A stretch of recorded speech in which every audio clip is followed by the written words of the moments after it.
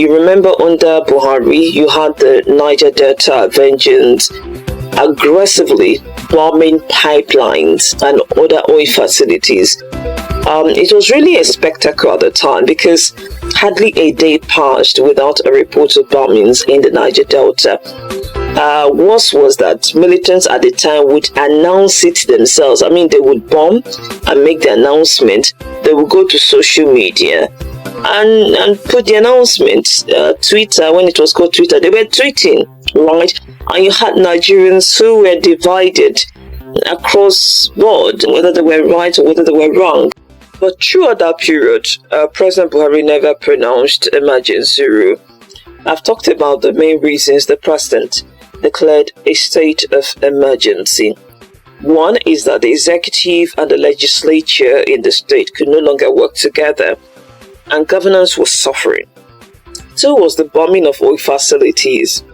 Now, when it comes to the relationship between Fubara and the State Assembly, it remains debatable whether governance was that affected, if I'm to go by what the president hinted at, because he talked about how the budget suffered because of this breakdown in relationship.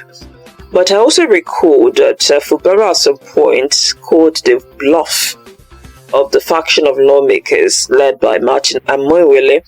In fact, he presented the budget to other four lawmakers, and there was no report he was being hindered or had qualms with implementing it. Number two, imagine that the president took exception to the bombings because of the effect it will definitely have on our oil revenue. I mean, oil is a major source of our revenue. With a 2 million barrels per day projection in the 2025 budget, you can imagine what we stood to lose.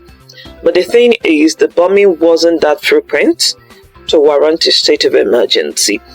And if the declaration of emergency was partly because of the destruction, I'm forced to ask, do we now value oil more than human lives?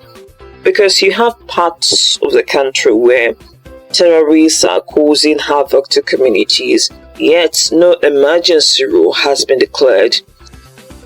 In those places, terrorists are collecting taxes, killing families, preventing farmers from going into farms.